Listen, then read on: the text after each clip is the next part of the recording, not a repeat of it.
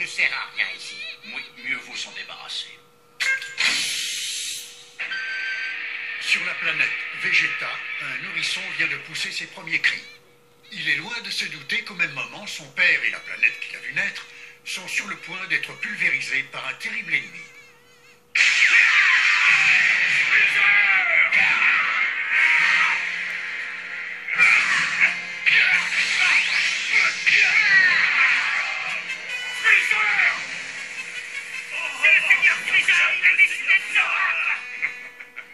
C'est ici que tout s'achève, que tout va changer. Le destin de la planète Vegeta, celui de Kakarot, mon propre destin. Et le tien également. Cette fois, tu vas mourir.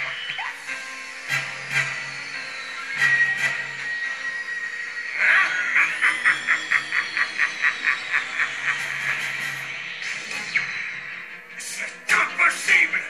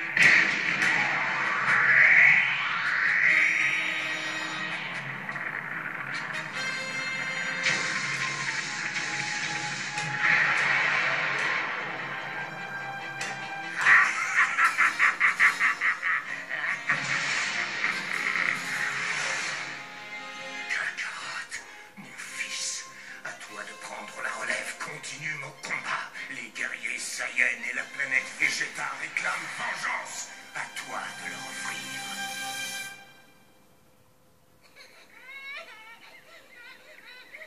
Et c'est ainsi que ce bébé venu d'une lointaine planète se retrouva sur Terre. Ce fut alors le début d'une histoire, l'histoire d'un garçon au destin hors du commun. Voyons voir. Je vais t'appeler Goku. Voici l'histoire de Son Goku. Les années passèrent et Son Goku devint un jeune garçon débordant de santé. Il fit la connaissance de Bulma et décida de l'accompagner dans sa quête des Dragon Ball.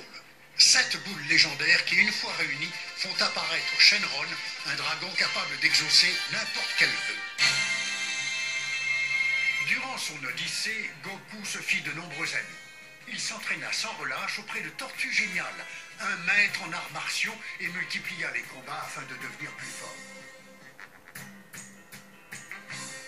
Au cours de sa lutte contre les démons qui voulaient détruire la Terre, il suivit l'enseignement de Maître Karine à la Tour Sacrée et réussit à vaincre tous ses ennemis. Il vint même à bout du roi démon Piccolo, qui venait de retrouver sa jeunesse grâce au Dragon Ball.